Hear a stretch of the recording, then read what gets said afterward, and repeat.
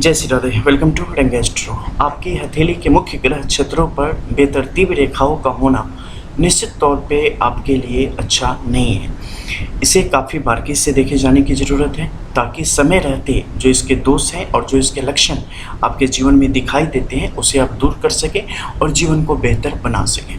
चलिए शुरू करते हैं। सबसे पहले बुध के क्षेत्र को लेते हैं। बुध के क्षेत्र पर 1 से 3 तक अगर ऊर्ध्वगामी रेखाओं की स्थिति बनती है, यानी ऊपर की तरफ जाती रेखाओं की स्थिति बनती है, तो ये आपके लिए अच्छा है क्योंकि आपके करियर में चहुमुखी जो विकास है उसे दिखाने का काम करती है और समय समय पर जो आप जीवन को नया एंगल देंगे, नए तरीके से विकसित करने का काम करेंगे, उसे दिखाने का काम करती है। साथ ही किस क्षेत्र में आप अपने जीवन को लेके जाएंगे, किस क्षेत्र में ज़्यादा बेहतर आप प्रदर्शन कर पाएंगे, उसे दिखाने का काम करती है। लेकिन अगर इससे ज़्यादा यहाँ पर बेतरतीब अर्धरेखाओं की स्थिति बन जाए, कुछ ऊपर की तरफ जाती रेखाएं बन जाएं, कुछ रेखाओं में शाखाएं हो जाएं, तो एक असमंजस की स्थिति को दर्शाने का काम करती है। जीवन में कन्फ्यूजन आपके बढ़ाने का काम करती है। किसी एक काम पर लंबे समय तक आप टिके नहीं रह पाते हैं।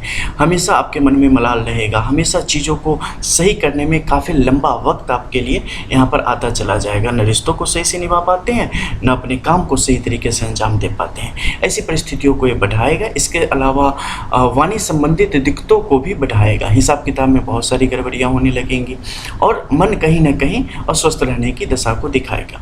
यही अगर आपके सूर्य के क्षेत्र में ऐसी ही बेतरतीब रेखाओं की स्थिति बनती है तो इसी प्रकार से आपको बहुत ज़्यादा उलझा के रखेगी। ठीक है, मिलेगा बहुत कम, लेकिन मतलब 18 घंटे काम करो तो 6 घंटे लायक मिलेगा और इस कारण कहीं और भी आप अपना समय नहीं दे पाएंगे। न परिवार के साथ दे पाएंगे, न काम में पूरा दे पाएंगे, न खुद को पूरा दे पाएंगे। हमेशा लगेगा कि यहाँ से भी पैसा आ सकता है, वहाँ से भी पैसा आ सकता है, ऐसे कर लेंगे तो ज़िंदगी आसान हो जाएगी, ऐसे कर लेंगे तो आसान हो जाएगी। शॉर्ट टर्म प्लान बहुत सारा आप ढूंढना शुरू कर देंगे, शॉर्टकट ढूंढना शुरू कर देंगे, तो ये मन को ना स्थिर नहीं होने देती है। हड़बड़ाहट एक रहती है और एक जल्दीबाजी हमेशा आपके साथ बनी रहती है।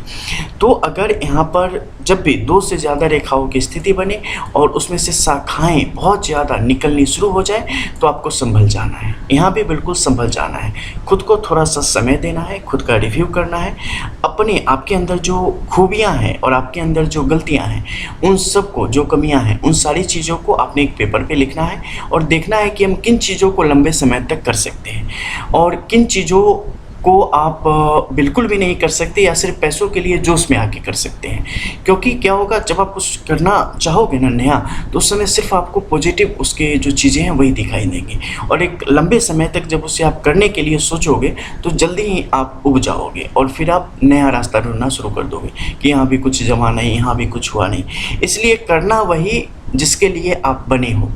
आप कभी भी पैसों के पीछे मत भागना या चकाचौंध के पीछे मत भागना कि उस तरीके से चीज़ें हम करेंगे तो हम बेहतर कर सकते हैं, क्योंकि जब भी ऐसी स्थिति आएगी वो कुछ ही समय तक आपको आराम देगी, फिर आपको बोर करना शुरू कर देगी, आपको फ़ायदा वहाँ पे नहीं मिलेगा। आत्मबल आपका कमज़ोर हो जाएगा, मनोबल आपका बिल्कुल ख़त्म हो जाएगा और आप रोना शुरू कर देंगे कि कब हम यहाँ से भागें।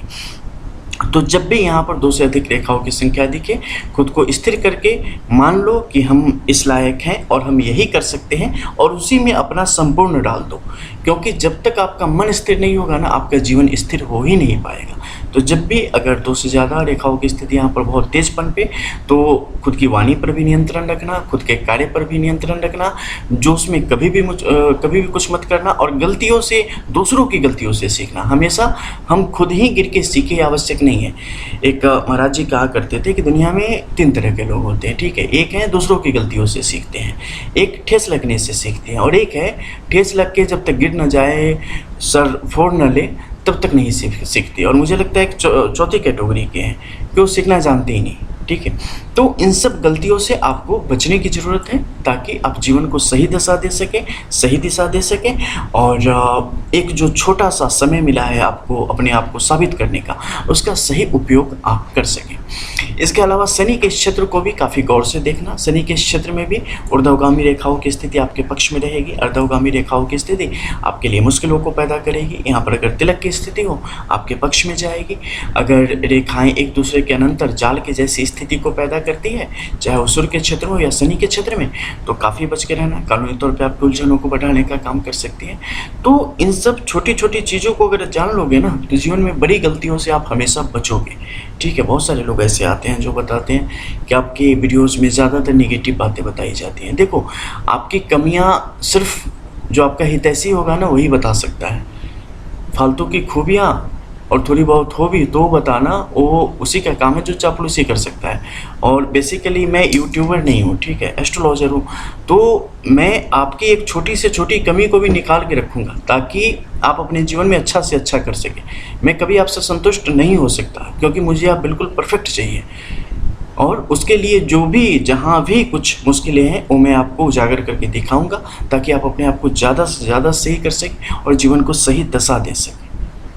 मिलते हैं फिर कुछ और नई वीडियोस के साथ, तब तक के लिए जय जय श्री राधे।